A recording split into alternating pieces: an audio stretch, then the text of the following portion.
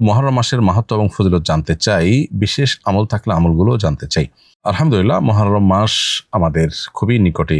মুহররম মাস হিজরি বর্ষের প্রথম মাস এবং সম্মানিত 4টি মাসের একটি। আল্লাহ সুবহানাহু ওয়া তাআলা কোরআনে কারিমে বলেছেন, ইন্না ইদ্দাতাশ শুহুরি ইনদাল্লাহি 12 শাহরান ফি কিতাবিল্লাহি ওয়া মা খালাকাস সামাওয়াতি ওয়াল আরদ মিনহা আরবাআতুন হুরুম। নবমণ্ডল এবং ভূমণ্ডল সৃষ্টির দিন থেকে আল্লাহর কাছে বছরের গণনায় 12টি মাস রয়েছে, তবে এর মধ্যে 4টি মাস হলো বিশেষভাবে সম্মানিত এবং মর্যাদাপূর্ণ। এই সম্মানিত 4 মাসের একটি হলো মুহররম। মূলত 3টি মাসই ধারাবাহিক সম্মানিত 4 মাসের মধ্য থেকে। তার একটি হলো জিলকদ, অপরটি জিলহজ, আর শেষটি হলো মুহররম। আর 4র্থ নম্বর মাসটি হলো রজব মাস, যেটি শাবান এবং জুমাদা সানিয়ার মাঝামাঝি মাস। তো এই মুহররম মাসটি যেহেতু সম্মানিত 4 মাসের একটি, জন্য সম্মানিত মাসের মধ্যে যেরকম যুদ্ধ বিগ্রহ করা আল্লাহ তাআলা আমাদের জন্য হারাম করেছেন, কোরআন কারিমে আয়াত রয়েছে। এর বাইরে সম্মানিত মাসগুলো সম্পর্কে আল্লাহ বলেছেন, ফালা তাজলিমু ফিহিন্না আনফুসাকুম, তোমরা নিজেদের প্রতি অবিচার করবে না এই মাসগুলোতে। সেজন্য গুনাহ থেকে বেঁচে থাকার জন্য বিশেষভাবে আমরা সচেষ্ট থাকবো ইনশাআল্লাহ। আর মুহররম মাস সম্মানিত মাস হিসাবে তার যে বিশেষ সম্মান রয়েছে সেটা রক্ষা করার পাশাপাশি স্পেশালি মুহররম মাসের একটা করণীয় আছে, সেটি হলো বেশি বেশি নফল রোজা রাখা। নবী করিম সাল্লাল্লাহু আলাইহি ওয়াসাল্লাম বলেছেন, আফদালুস সিয়ামি বা'দা রমাদান শাহরুল্লাহি মুহররম, অর্থাৎ রমজানের পরে সবচেয়ে উত্তম রোজা হলো আল্লাহর মাস মুহররম মাসের রোজা, যেটা সহিহ মুসলিমে বর্ণিত হয়েছে। বিধায় মুহররম মাস জুড়ে বেশি বেশি নফল রোজা রাখার চেষ্টা আমাদের করা দরকার। আর মুহররম মাসের 10 তারিখ, যেটাকে আশুরা বলা হয়, সেটাকে কেন্দ্র করে আসরের দিন এবং তার আগে অথবা পরে আরেকটা দিন যোগ করে মোট 2টি দিন রোজা রাখার বিশেষ ফজিলত রয়েছে। এর মাধ্যমে আল্লাহ রাব্বুল আলামিন 1 বছর পূর্বের গুনাহ আমাদেরকে মাফ করে দিবেন। অতএব মুহররম মাস উপলক্ষে আমরা আশুরার রোজা আর পুরো মাস জুড়ে বিশেষ রোজা এবং সম্মানিত মাস হিসাবে যে সম্মান প্রদর্শন সেটি আমরা করবো ইনশাআল্লাহ তাআলা। অনেক মসজিদে দেখা যায় দামি টাইলস লাগানোর কারণে সেজদাতে গেলে নিজের ছবি দেখা যায়, এতে কি নামাজের কোনো ক্ষতি হবে? এরকম টাইলস লাগানো উচিত নয়, এরকম পাথর লাগানো উচিত নয় যেটা দিকে তাকালে নামাজি ব্যক্তি নিজের চেহারা দেখতে পাবে এবং মনোযোগ সেদিকে চলে যাবে। বরং মনোযোগ নষ্ট হওয়ার মতো কোনো বিষয় নামাজের মধ্যে রাখা উচিত নয়। সম্প্রতি আমি হজ থেকে ফিরেছি। এটা আমার জীবনের প্রথম দেশের বাইরে যাত্রা ছিল, তাই পরিবারের সবার জন্য উপহার কিনে এনেছি। আমার বাবা বলছেন কেনাকাটা করার কারণে আমার হজ কবুল হয়নি। তিনি আমাকে বকাঝকা করছেন আর বলছেন আমি নাকি সব টাকা নষ্ট করে এসেছি। তাহলে কি আমার ফরজ হজ আদায় হয়নি? এখন আমার করণীয় কি? হজের সাথে কেনাকাটার আসলে কোনো সম্পর্ক নেই। কেনাকাটা করলে হজ নষ্ট হয়ে যায় এমনটি মনে করার কোনো কারণ নেই। হজের যে আমলগুলো সেগুলো যদি আপনি যথাযথভাবে করে থাকেন, পাশাপাশি আপনি যদি হালাল উপার্জন থেকে হালাল জিনিসপত্র কেনাকাটা করে থাকেন, তাহলে সেক্ষেত্রে সেটা সম্পূর্ণ জায়েজ। এক্ষেত্রে আপনার বাবা যেটি বলছেন সেটি ভুল বলছেন। অতএব আপনি কেনাকাটার কারণে হজ নষ্ট হয়ে গেছে এমনটি মনে করার কোনো কারণ নাই। কিন্তু অনেকেই আছেন যে কেনাকাটাকেই প্রায়োরিটি দেন এবং আমল ইবাদতের প্রতি কোনো খোঁজখবর নেই, তাদের শপিংটাই মূল হয়। সেটা যদি হয় তাহলে সেক্ষেত্রে সেটা আল্লাহর কাছে মাবরুর হজ বা ভালো হজ হিসাবে পরিগণিত হওয়াটা কঠিন।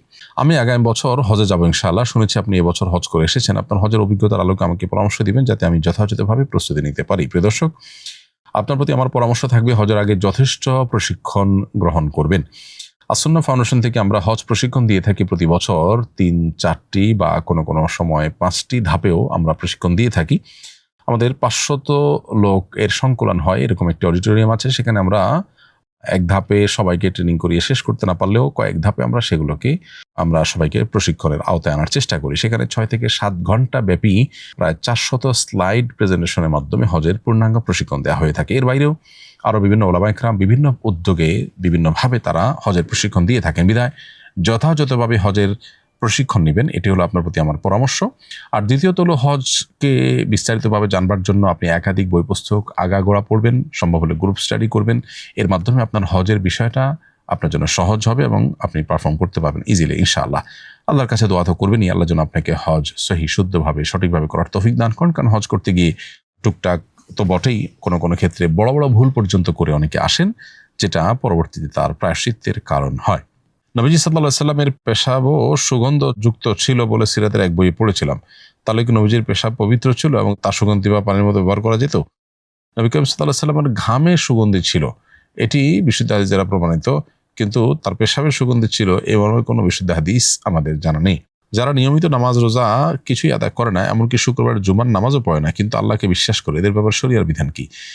যদি কেউ নামাজ রোজাকে ফরজ বলে স্বীকার করে কিন্তু অলসতার কারণে পড়ে না, এরা মুসলমান বলে গণ্য হবে। আর যদি নামাজ রোজাকে ফরজ বলে স্বীকারই না করে, তাহলে সেক্ষেত্রে কাফির বলে গণ্য হবে এবং সেক্ষেত্রে সে নামাজ অস্বীকারী হিসাবে বিবেচিত হবে এবং ফলে সে ইসলাম থেকে খারিজ হতে পারে। আজকের ফজরের নামাজের সময় তাশাহুদ পড়ার সময় ঘুমের ঝিমুনি আসে, আবার পড়ি আবার ঝিমুনি আসে, এভাবে কয়েকবার হয়েছে, এভাবে নামাজ শেষ করেছি, আমার নামাজ হয়েছে কিনা, আবার পড়তে হবে কিনা? উত্তর হলো যে এমন ঝিমুনির ফলে নামাজ নষ্ট হবে না, এবং যদি নামাজের রক্ষণ এবং ওয়াজিব আমলগুলো সম্পাদন করে তাহলে সেক্ষেত্রে নামাজ হয়ে যাবে। এবং যে ঝিমুনির ফলে আপনি বসা থেকে পড়ে যাননি বা হেলান দিয়ে ঝিমননি, সেই ঝিমনি এটা ওযু ভঙ্গের কোনো কারণ নয়। ফলে আপনি ফরজ এবং ওয়াজিবগুলো ঠিকঠাক মতো আদায় করেছেন কিনা সেটা হলো দেখার বিষয়। নামাজের জন্য যদি সেগুলোই ঠিক মতো আদায় করতে না পারেন তাহলে সেক্ষেত্রে ভিন্ন কথা। আর যদি সেগুলো আদায় করে থাকেন তাহলে আপনার নামাজ বিশুদ্ধ হয়ে গেছে। আমাদের মরদেহ বহনের জন্য একটি কাঠের খাটিয়া ছিল, এটি আগে জানাজা ও দাফনের কাজে ব্যবহার হতো, এখন এটি দুর্বল ও অচল হয়ে গেছে। কেউ কেউ বলছেন পুড়িয়ে ফেলতে, আবার কেউ বলছেন জ্বালানি হিসাবে বিক্রি করে দিতে। আসলে কি করা উচিত, সঠিক নির্দেশনা দিবেন। জ্বালানি হিসাবে যদি এটাকে বিক্রি করে দেন তাতে কোনো অসুবিধা নেই, আর যদি বিক্রি করে দেওয়া হয় এটা ব্যবহার উপযোগী থাকে, কেউ যদি ব্যবহার করতে পারে, তাহলে বিক্রির টাকা দিয়ে আবার একটা খাট বা জাতীয় কাজ করা হলো, সেক্ষেত্রেও কোনো অসুবিধা নেই। তবে ব্যবহার অনুপযোগী হয়ে গেলে সেটা তার বিক্রি করার কোনো বিশেষ লাভ নাই, পুড়িয়ে ফেলতে পারেন বা জ্বালানি হিসাবে ব্যবহার করতে পারেন কিংবা বিক্রি করতে পারেন। আমার শ্বশুর বয়োবৃদ্ধ, নামাজের জায়নামাজের অনিচ্ছায় পেশাব করে দিয়েছেন, জায়নামাজটা অনেক মোটা, নিংড়ানো সম্ভব নয়, এটাকে পবিত্র করার পদ্ধতি কি? আর জায়নামাজকে অপবিত্র করে ফেললে নাকি এর বিনিময়ে সাদেকা করতে হয়, এই কয় টাকা সাদেকা করতে হবে? আর শেষেরটা দিয়ে শুরু করি। জায়নামাজকে অপবিত্র করে ফেললে সাদকা করতে হয় এরকম কোনো কথা কোরআন বা হাদিসে কোথাও বর্ণিত হয়নি, কোনো ফিকহ ফাতোয়ার কিতাবে এরকম কোনো মাসআলা আমাদের চোখে পড়েনি। ফলে আমরা বলতে পারি যে জায়নামাজ যদি কোনো কারণে অপবিত্র হয়ে যায় তাহলে করণীয় হলো সেটাকে পবিত্র করা, এর বাইরে কোনো বিশেষ করণীয় নেই।